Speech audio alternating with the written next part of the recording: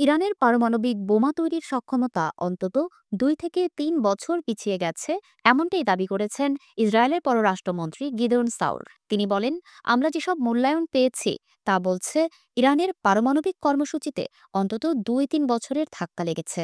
শনিবার জার্মানির পত্রিকা বিল্ডে প্রকাশিত এক সাক্ষাৎকারে এসব কথা বলেন তিনি।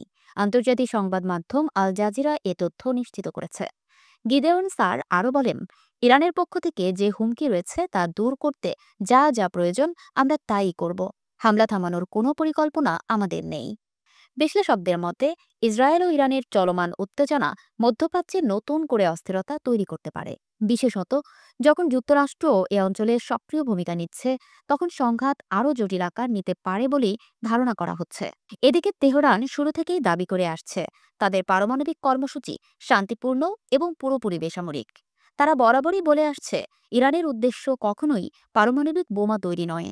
উল্লেখ্য, চলতি মাসের 13 তারিখ থেকে ইসরায়েল একাধিকবার ইরানের সামরিক ও পারমাণবিক স্থাপনায় বিমান হামলা চালিয়েছে।